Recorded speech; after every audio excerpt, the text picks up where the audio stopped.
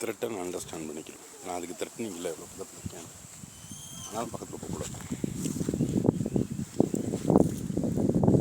இந்த திரும்பிடுச்சுன்னா அடுத்த சைடு இருக்கும்.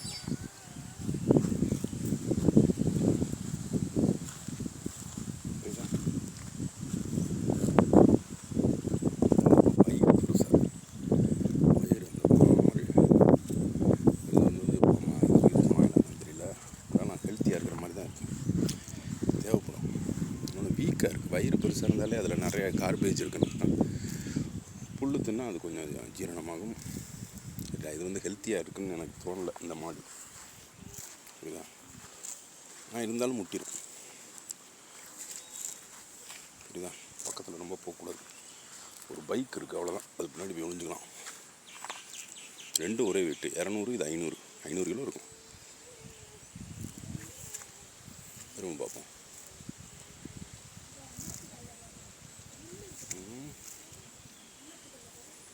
ஃப்ரண்ட்டில் போய் எடுக்கணும். ஃப்ரண்ட்டில் போய் எடுத்தால் நான் இருக்க மாட்டேன், போதுன்ற நாட்டி போகிற வாங்கியாச்சு. நான் இறக்கி விட்டோம்னா ஒருத்த நிற்க மாட்டேன். இப்படி ஒரு சுற்று ஜலுக்கு ஜலுக்கு, அவ்வளோதான் வச்சு.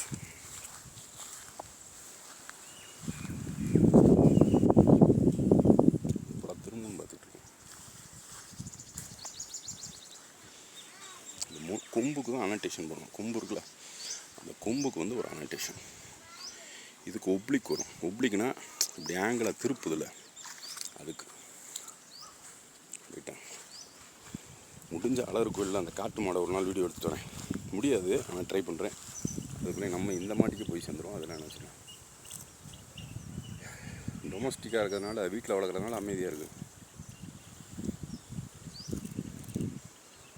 ஆனால் ரொம்ப வீக்கான மாடு.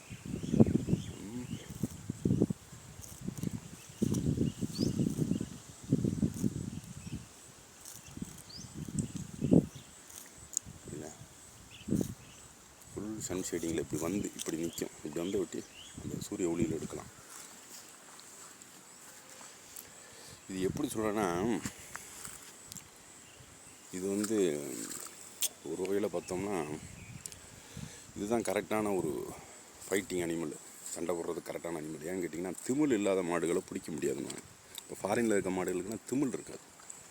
இப்போ போய் நான் கையை வைக்கிறேன்னு வச்சுக்கோங்க, அது திமிழ் மாடு கோவம் ஆனால் வைக்கக்கூடாது, கழுத்தில் வைக்கக்கூடாது.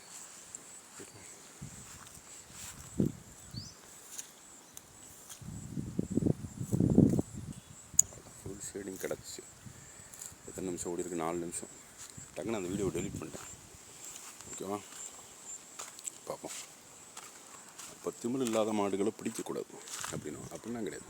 இப்போ இதுவும் அதே வெயிட்டு தான், அதே 500 kg வரும். அந்த காட்டு மாடுக்கு இதுக்கு ஒன்றும் ரொம்ப பெரிய வித்தியாசம். 500 கிலோ வரும். வண்டி 250 கிலோ. ரைட்டா? இப்போ யாராச்சும் ஒருத்தர் கத்தி எடுத்துகிட்டு வந்தான்னு வச்சுக்கோங்க, ஓடிடுவோம். ஏன்னு கேட்டிங்கன்னா, நம்ம நாட்டு சட்டத்தின்படி 4 இன்ச்சு கத்தியே வச்சுக்கூடாது. இந்த இவ்வளோ பெரிய கத்தியே வச்சுக்கூடாது. போலீஸே வச்சுக்கூடாது அப்படின்னு நினைக்கிறேன். ஆமாம், ஒருத்தர் சொன்னார், ஒரு அட்வொகேட் தான் சொன்னார்.